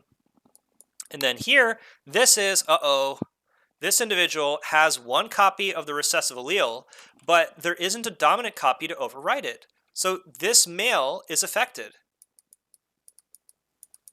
All right. So we actually have 4 possible outcomes here. You can be a normal female or unaffected female. You could be a normal male. You can be a carrier female or an affected male. Right. So 4 completely different outcomes. Just because Tsarina Alex had 1 copy of this mutated allele that she inherited from her grandmother, Queen Victoria. All right. So now let's go back and take a look at these pedigrees. So if we look at these pedigrees, well, let's see. We should expect that the females are either normal or carriers. We shouldn't expect to see any affected females. And sure enough, Olga, Tatiana, and Maria are normal females, totally unaffected. By the way, we found this out by doing genetic analysis on the remains. Because unfortunately, the royal family of Russia was killed in the Russian Revolution shortly after the Bolsheviks took power. So unfortunately, there was not an actual happy ending to the Anastasia movie. Sadly. But anyhow, Olga, Tatiana, and Maria, due to genetic tests, we know that they were normal. They did not have the hemophilia allele. Anastasia, who that Disney movie is named after, she was a carrier. We know that from genetic tests of her remains. And then Alexei was affected. And he's the reason, he is one of the reasons why, one of the many reasons why the Romanovs were not super popular is because, again, like I said earlier, Alexei is the reason that the Tsar brought Rasputin in from Siberia. And Rasputin was not exactly a popular figure. So, anyhow, crazy stuff. And sure enough, the pedigree does match what we predicted from our Punnett square. So that's how these are connected. Because you can use Punnett squares to figure out what's possible from a cross of 2 individuals. Pretty neat. All right, moving on. All right, let's do some practice. I don't know how many people are actually here. You know, maybe chime in the chat if you are. Say hi. I'm friendly. This isn't intended to, honestly, is not intended to just be pure lecture. The goal is for this to be supplemental education and for me to help you maybe with any questions you might have on homework or something a teacher said that you don't quite understand or anything like that. Could be from any biology class. Feel free to ask. Don't feel shy. I figure it's a good idea to do some practice. So let's take a look at the one on the left. Let's see if we could figure out what kind of trait this is. And pedigrees are tricky, all right? So this is one of the areas that a lot of students really have trouble with. So actually, let me write down some ground rules first before we get going. So let me clear this. Excuse me. So ground rules. Number one, if it skips a generation, it must be recessive. So what does it mean to skip a generation? Well, let's take a look back to our PowerPoint, right? Look over here. The black circles indicate affected individuals. And in most of these pedigrees, by the way, when you're giving these as homework, you don't get to see whether someone's a carrier or not. So there are probably carriers somewhere in here, but we don't know, right? So anyhow, if it skips a generation, it must be recessive. So let's see. This individual is affected. Are any of her kids affected? Well, no. So therefore, it looks like it's skipping a generation. In fact, it's skipping two. So this trait is definitely recessive on the left-hand side. Let's take a look at the right-hand side. Does this trait skip a generation? And this one's a bit of a trickier question, so I'm actually going to leave it for people to figure out. Let's see if you could figure out whether or not the right-hand pedigree is an example of a recessive trait or a dominant trait. Take some time. See if you can figure it out. I'll give you 30 seconds.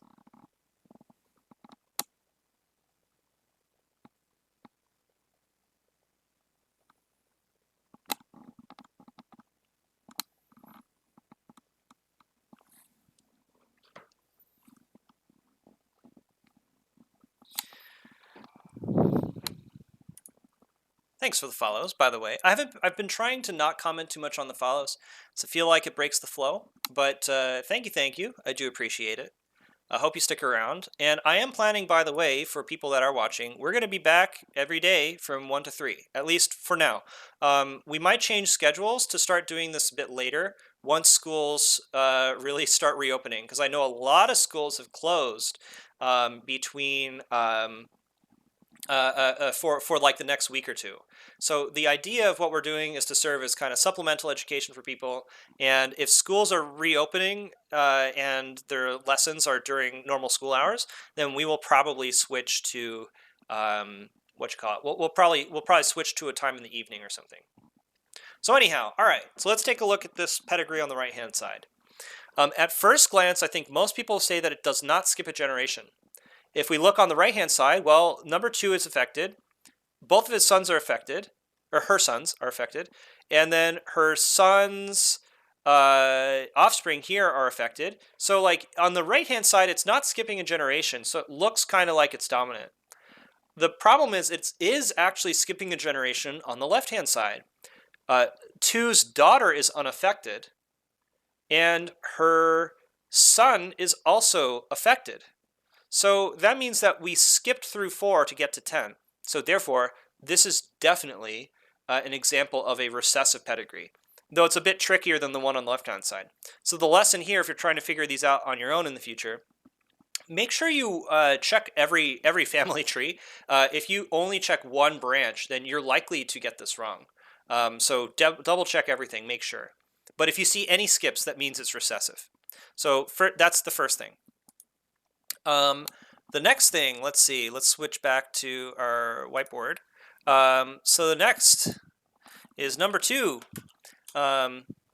If the trait, what was I going to say? Oh, yeah. If the trait is X-linked, okay, let's say if the trait is autosomal, let me rephrase that to make it easier for people. If the trait is found on an autosome, by the way, an autosome, just to clarify that, an autosome is a chromosome that is found in every individual and does not determine an individual's sex. So autosomes are like the opposite of sex chromosomes. Everyone has the same number of autosomes. So if the trait is found in an autosome, an affected female can have, can have unaffected sons. There's a corollary to that. If the trait is X-linked, an affected female cannot have unaffected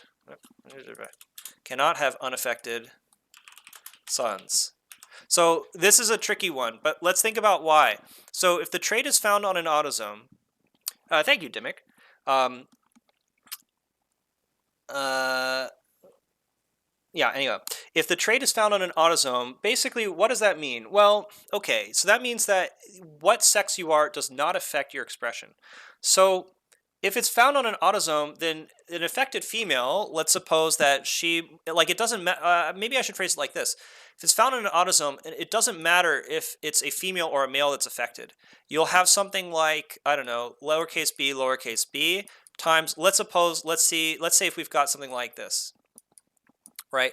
If I do that Punnett square, I'm just going to, do this Punnett square real quick. All right? If I do this Punnett square real quick, what we'll see is some of these individuals here will have the dominant phenotype, and some of them will, oops, that was wrong. Some of them will have the dominant phenotype, and some of them won't. So, you can have either case, but so that's why we can say an affected female can have unaffected sons, right? So here's my affected female, here's my unaffected male, and she has both affected kids and unaffected kids, and it doesn't matter what gender they are. So now, on the other hand, let me erase that stuff. Let me show what it might look like with an X-linked trait. So with an X-linked trait, we could have something along the lines of how's I going to do this? So an affected female, right? So we'll have her lowercase like this. And let's suppose she's having kids with an unaffected male, right? Something like that. Well, what will this Punnett square look like? This is kind of a cool one for people to try out. What we find, if I'm going to put the female here and the male over here, right, is that her daughters in this particular cross will end up being carriers, but are not affected, right? So if you're over here, right, you're unaffected. That's fine. So your daughters will be okay. However, excuse me, if we look over here, take a look at that. All of her sons have that affected allele, right? So if the trait is X-linked, an affected female cannot have unaffected sons. It's impossible. All right, so this is one of the more important rules for solving pedigrees, because the first thing we need to do is figure out if it's recessive or not. And then we need to figure out, okay, it's recessive, sure. Is it autosomal or is it X-linked? Excuse me. All right, going back to the pedigrees one more time. Let's see what we find. So over here on this left-hand side, let's think about our rules. If it skips a generation, it must be recessive. So, okay, it's got to be recessive. And then let's take a look at that other rule. If the trait is found on an autosome, an affected female can have unaffected sons. Does this affected female have unaffected sons? Well, yes, definitely. Right here, the squares are males and the circles are females. Man, I don't think I said that. So yeah, the squares are males and the circles are females. And sure enough, it looks like she has two sons that are unaffected. So this trait on the left-hand side must be autosomal. Okay, now let's take a look at the right-hand side. This one's trickier by far, and I'm actually not sure if there's a right answer for this one. So let's take a look. First of all, we know it's recessive because the trait skips through individual 4. So, okay, fair enough. We know that it's recessive. Then let's go through the other rules. If the trait is found on an autosome, an affected female can have unaffected sons. Unfortunately, this affected female, both of her sons are affected. So that kind of suggests that it's X-linked. And then over here, this carrier female, we know she's a carrier because her mom is affected. And you can do the Punnett squares and see why if you want. But we know this individual must have received one of the alleles from her mother. Her son is affected. And that's another thing is you only need one affected parent. You only need your mother to be, you only need your mother to be to be a carrier if you are a male in order for the male to get the trait. Man, that explanation didn't make any sense. Let me let me illustrate that one with the Punnett square. So one more Punnett square. Oh, whoa, that is kind of cool. Whoa, what is this tool? Whoa. Oh, I think I kind of get it. All right, that's weird. Okay. Anyhow, I've deleted the things. And what was I going to do? Right, I was going to do this case. So let's suppose that we've got a normal guy and a carrier woman, right? So we've got something like this. All right. Well, if we do this Punnett square, let's see what happens. So normal guy will be over here, you know, and carrier girl will be over here. Don't have kids, teenagers, it's bad for you. Anyhow, so over here, let me run through this Punnett square real quick. This affected female, both of her daughters will be unaffected, right? Because the dad is unaffected, and every single one of this dad's daughters will inherit his X chromosome, and his X chromosome is normal, so both of his daughters will be normal. All right, now over here, we're going to have this kind of thing. And then, sure enough, look at that. This guy right here is affected, even though neither of his parents were affected. So, okay, that's one possible case that could explain, right? That could explain why individual 4 is a carrier and individual 10 is affected.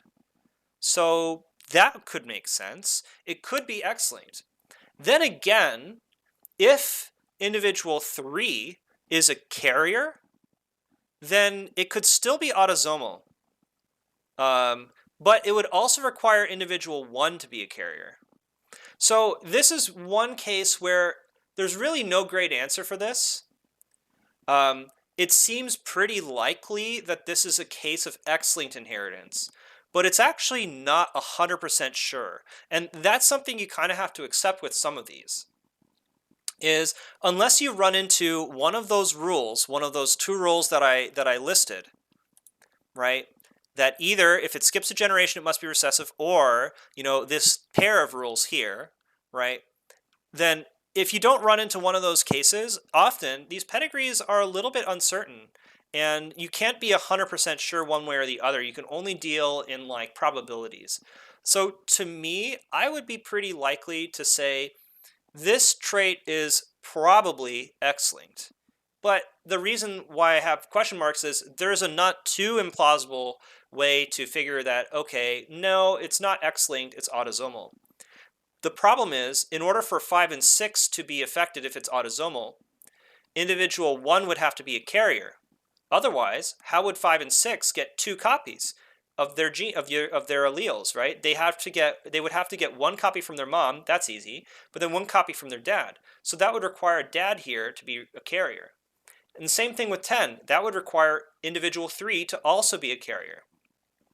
So the fewer things you have to assume, the more likely something is to be correct. So that's why I would lean towards this right-hand side one being X-linked.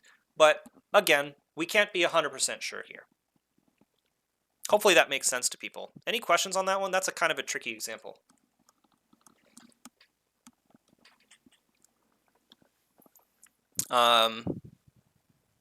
Yeah, so if you have any questions on this one, now's the time. I'll wait a few more seconds for questions, and then we'll head on to some more practice.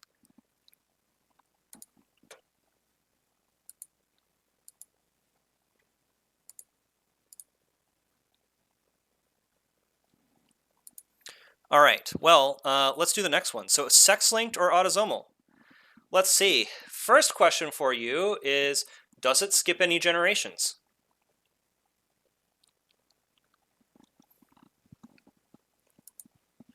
What do you think? Are there any skipped generations in here? Have you checked every family?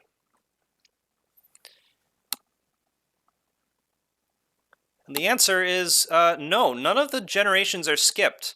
So that suggests that it's pretty likely going to be autosomal, almost certainly. And then the question is it sex-linked? Well, most autosomal traits, or sorry, I just brain farted. I lied to you. It's not the autosomal thing. What we need to first ask is, does this, if it skips generations, that makes it likely to be dominant? Sorry about that. Totally just lied to you. So, so because we don't see it skipping any generations, that implies that it's dominant, because a dominant trait is going to be expressed in every generation. And so, okay, it looks like we've got, this grandfather here, he had 3 kids that have the trait, and then his daughter had another daughter, so the original grandfather's granddaughter, she also has the trait. This is pretty likely going to be dominant. And there's no indication that this would be X-linked or Y-linked. So we kind of should probably assume it's autosomal dominant. So I think this example is pretty straightforward. Just remember, if it doesn't skip a generation, it's probably dominant. Probably. Okay, how about this one? Does it skip generations? First question.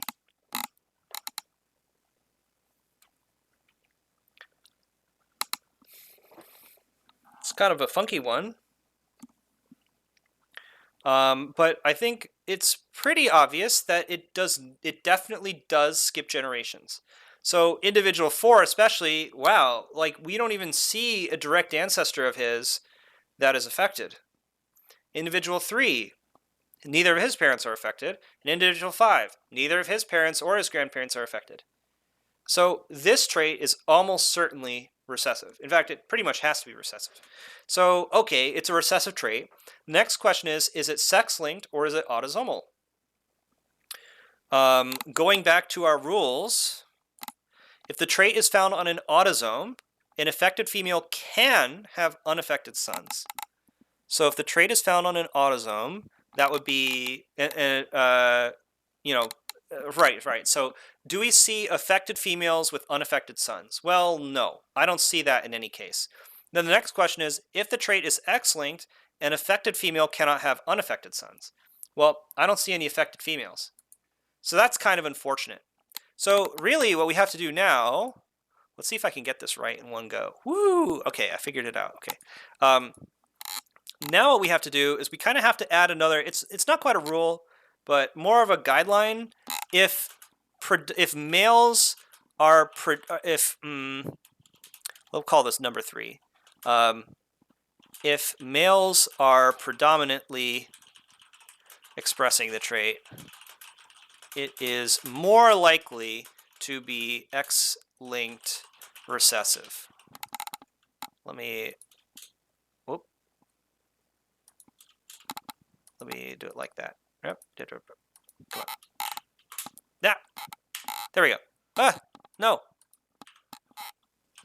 All right, there we go. You're right. So if males are predominantly expressing the trait, it's more likely to be X-linked recessive. So let's take a look at this one. Well, I see 3 males. Remember, males are squares. 3 males expressing the trait. I see no females expressing the trait. And I see a clear path where, let's suppose number 2, individual 2, was a carrier. So her X chromosomes had the trait. Well, individual 3 could have had it, or could have received it from his mom.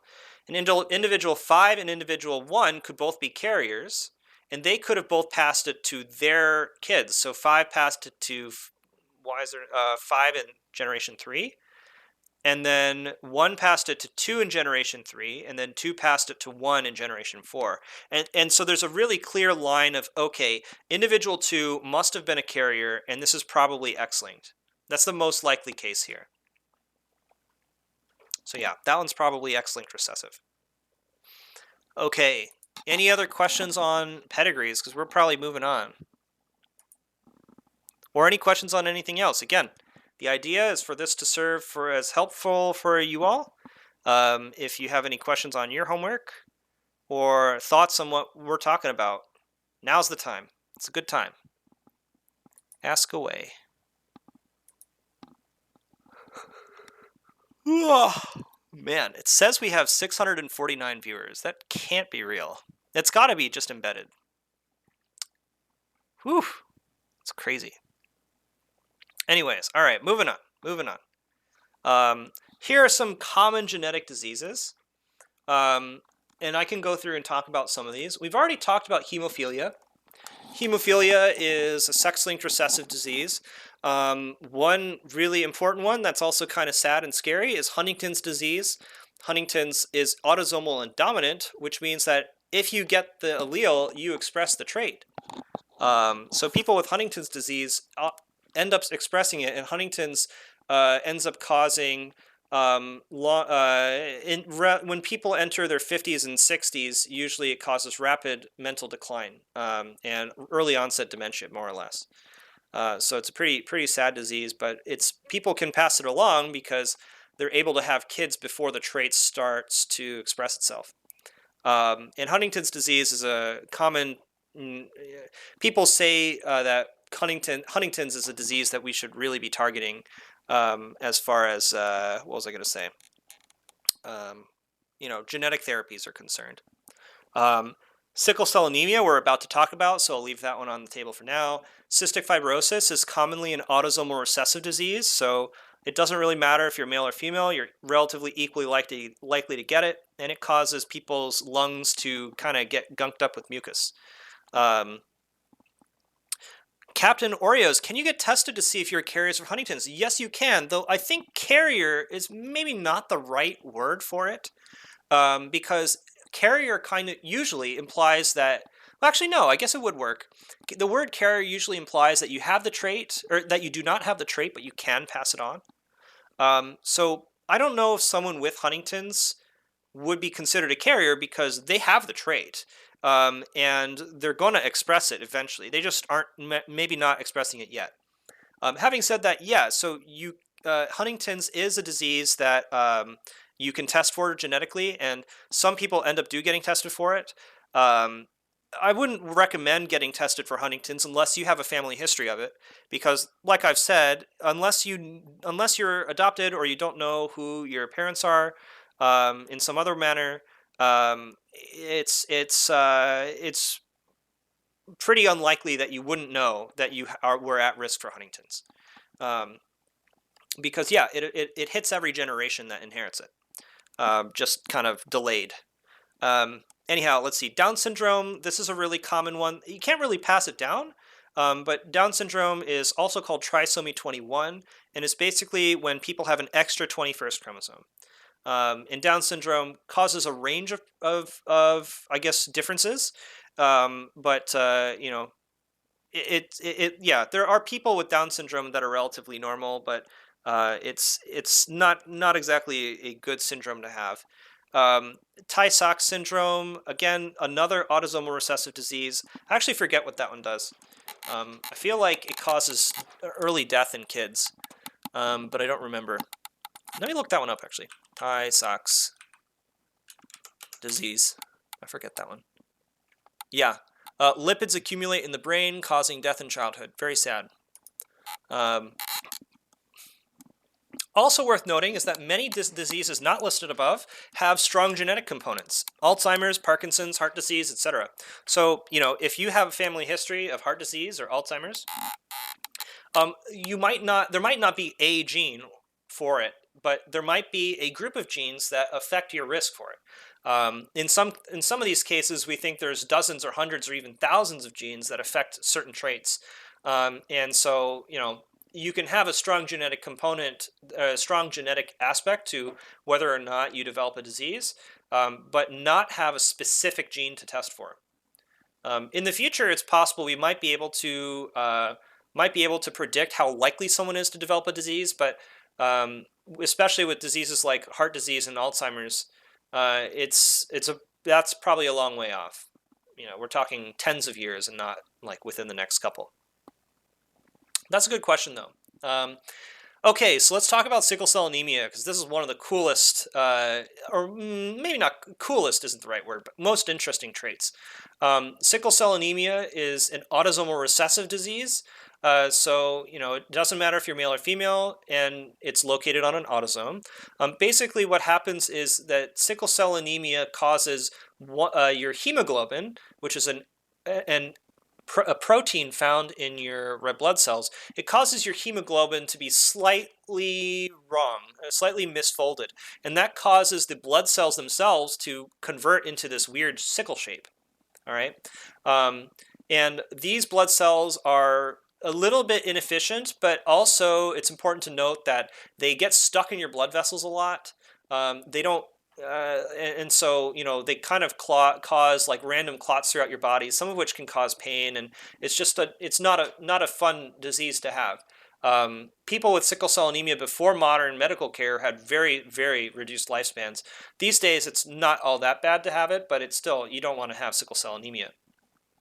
This diagram is actually incorrect in that quote, unaffected individuals actually do experience some effects. So if you get the recessive allele, just one copy of it, you have what's called sickle cell trait, which means that in most of your body, most of your red blood cells are fine, but they can sickle under certain circumstances.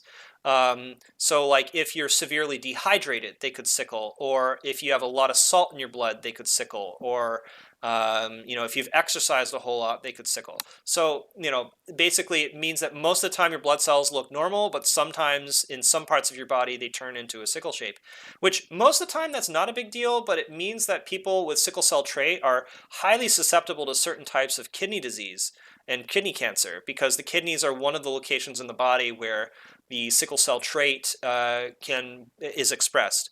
So actually, technically, I actually don't know if I should call it autosomal recessive. It's really almost like an incomplete dominant scenario. It depends on your perspective. Because most of the time, people that have one copy are unaffected, but sometimes they are. Anyways, moving on, there's a little bit more to talk about with sickle cell anemia.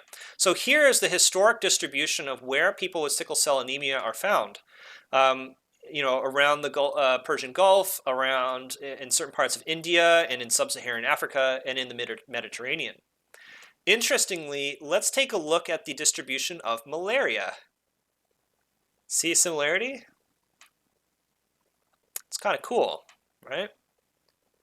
Well, what's actually happening here is sickle cell anemia confers resistance to malaria. So if you're bitten by a mosquito that has malaria and the malaria gets into your bloodstream, if you have sickle cell anemia or you have the sickle cell trait, so you're heterozygote, what ends up happening is you don't actually express or you don't actually catch malaria, at least not as bad as someone else might. So that's pretty sweet.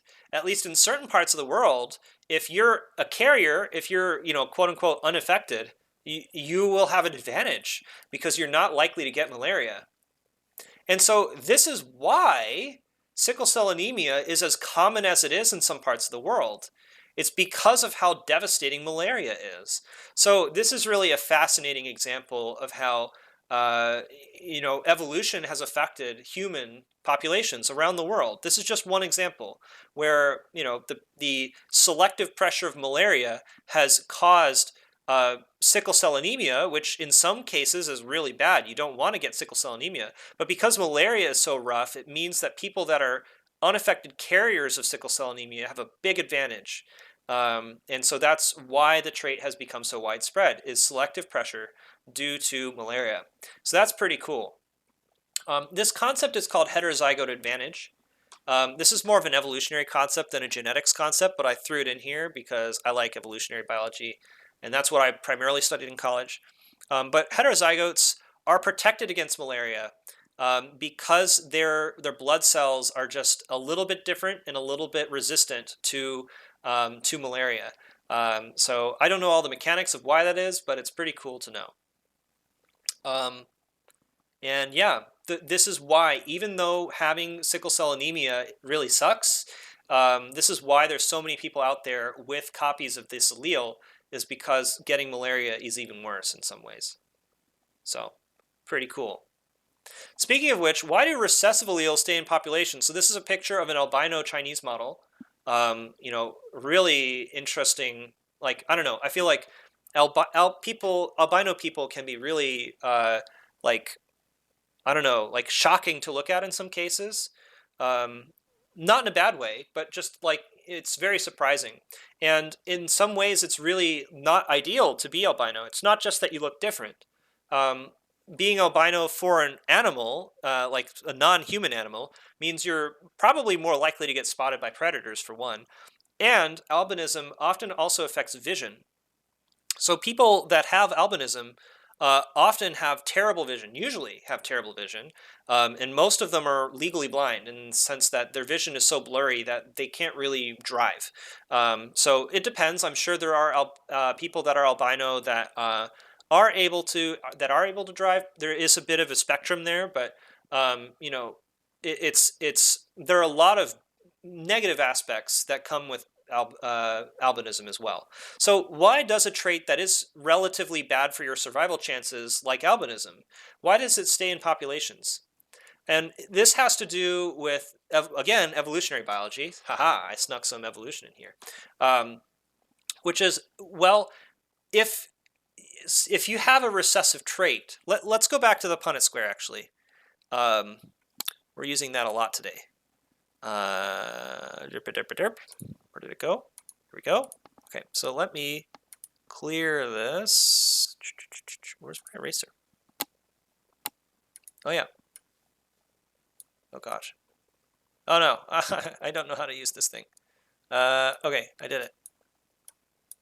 All right. What was I going to say? So if we look at a Punnett square real quick, right? Let's suppose that we've got two individuals. Excuse me. Let's suppose that one of them is normal. So normal, normal. The other one is a heterozygote, so normal lowercase. And if these individuals have kids, sorry about all those scratchy sounds. I need to get a new microphone. Is it never fixes in a population? That's correct, though I should explain that for the people that don't know what fixing means. Um, my nice microphone, which you can see here, unfortunately is not working very well right now, so I need to get another one, but I'm probably going to order one soon. Anyhow, so here we've got, if I do this Punnett square real quick, we have this situation. And so if these two individuals have kids, even though, half of them, fully half, end up with the recessive trait, none of them express the recessive trait. So it doesn't matter how lethal or terrible this recessive trait is, right? Whatever this lowercase n is, it doesn't matter. This lowercase n could mean horrifying death, right? It doesn't matter because none of their kids are going to express that trait. So it's really difficult at a certain point to get rid of these recessive alleles in a population. They will stick around. And so eventually, even if like 1 in 1,000 people has that recessive trait, eventually you'll get this happening where that unlucky couple ends up having a kid with the trait. So, if I do that Punnett square really quick, this one will be normal, normal, normal, and dead, right? So this is the only case where you can get rid of it. And in every other case, the allele persists in the population. And so this means that it's difficult to cause recessive traits to completely leave a population. They stay in the population unless the trait is, even if the trait is pretty much lethal. So you could see like here, S stands for mortality. And so the higher S is, the more problematic it is to have the trait. And so if you start with 80% of the trait, even after 50, 60 generations, that trait is still present in the population.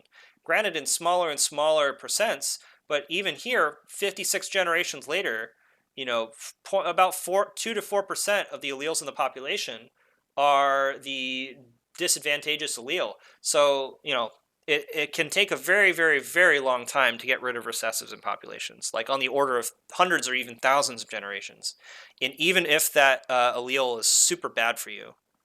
So that's kind of neat to think about. Okay. Huntington's, I briefly mentioned this earlier, but Huntington's is another example of a genetic disease that persists in populations for a long time. So with Huntington's, it's autosomal dominant. So everyone with it, everyone that gets the allele ends up expressing it. And invariably, you end up dying 15 to 20 years after you start showing symptoms. And it starts to manifest between age 25 and age 50. So, it kind of shortens people's lifespan significantly. But the problem is, the problem is Huntington's as a trait, only like it begins expressing after people start having kids. So you could have kids at age 22, at age 25, not expressing the trait, and then 10, 20 years later end up dying from the disease. But by that time, you've already passed it along to your kids. So Huntington's is it's kind of a scary disease in that sense, where if you get it, you get it. There's no carrying the disease; you just have it. Um, so yeah, kind of scary. And hopefully in the future we'll be able to actually get rid of Huntington's within someone's body through something called gene therapy, but we're not there yet. We're still not able to do that. All right. I'm gonna skip through the meiosis stuff, crossing over. Yeah, I actually think that's probably a good place to stop for now.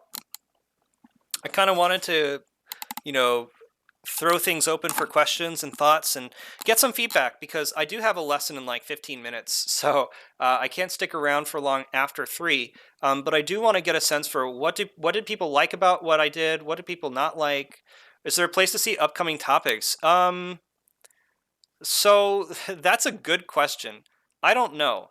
Um, I'm hoping that eventually this kind of turns into more of a guided discussion than lecture. Um, we have a ton of viewers, but I'm guessing most of those are from embedded sources, and most of the viewers right now are not actually engaging, and that's fine. I think once we get more engagement, these lectures are going to slow down a lot, and it'll turn more into a discussion than anything else. But for upcoming topics, I really didn't have anything in particular in mind. I was thinking maybe the next thing I talk about might be, I don't know, ecology or something.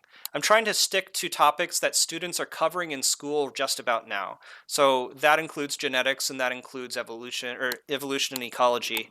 Most schools by now have completely covered microbiology and molecular biology and so on. So we're probably not going to spend a lot of time on those topics. Um, the other thing is, like, I feel like if I were actually teaching this in a classroom setting, I would have been able to get through only about a quarter of this material in half the time. Way to go. Your son is doing makeup work about RNA. Great. Well, yeah, I could do something on transcription and translation. I could do that tomorrow. That could be fun. Yeah, why not? And we could work in some COVID-19 discussion as well, potentially. I don't know though. I feel like maybe people coming here don't want to don't want to how to say it, don't want to kind of escape the plague discussions. um, but I do think that I could loop that into a discussion on transcription and translation. But yeah, maybe tomorrow we do transcription and translation. That could be neat. I could touch on CRISPR. That's right. Though, one of the problems is, like, the materials I've made for a cram course for the SAT biology subject tests. So one of the problems is all these materials are very like they're designed for honor students and pretty fast learning honor students that have already gone through this stuff. So it's a little bit low on interaction, and that's why I've been bringing in this whiteboard to try to walk through some of these examples a bit more. But I don't have enough material to just like lecture for weeks and weeks. It's just not possible. So we're gonna have to be creative and interactive with students and try to like find ways to get people engaging on the topic, and maybe do like enrichment type stuff. As far as materials though, I'm happy to steal and borrow from anyone for materials, because yeah, there's a if I'm going to be doing this for like 2 hours a day and it ends up being more like lecture-y like it was today, that's just not sustainable for me. I would not be able to maintain that level of output. Any other like feedback from folks? What do you like? What do you not like?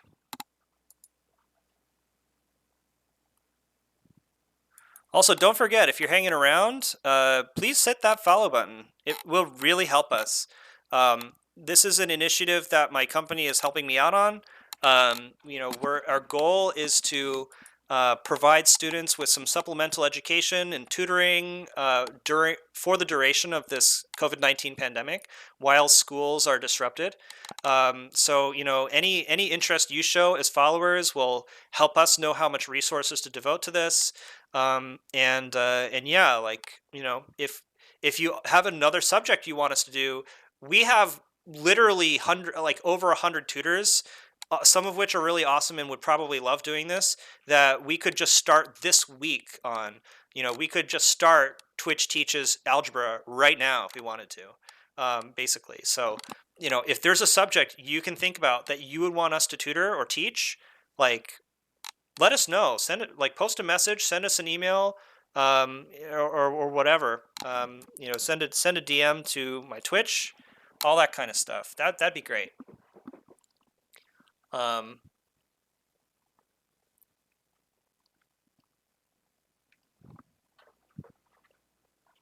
But yeah, CRISPR is really cool. I actually need to personally touch upon CRISPR, as CRISPR was discovered in my senior year of college, I believe, or at least announced in my senior year of college. And so, even though I was a biology major, and nowadays biology majors spend like an entire class on CRISPR, probably, like I'd never really learned about it in college, and I graduated in 2013, so not that long ago. So I actually need to touch up on CRISPR. I know the basics of it, but I don't know the mechanisms. And I don't know how they actually like decide, okay, let's take this gene, plug it into CRISPR, and then use CRISPR to edit the genome. I don't actually understand the mechanics of it, so I need to do some research on CRISPR as well. That's the fun thing about biology. It's constantly changing.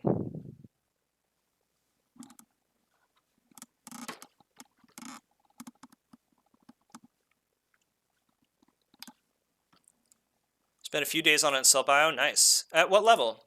I'm guessing you're talking about college or high school?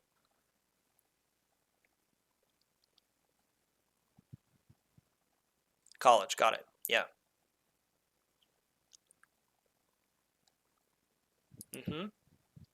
Anyhow, I think that's just about it for this lesson. I'm going to be uploading lessons to YouTube, so if you have students or people that you think would like what we're doing, then great, send them to our YouTube channel.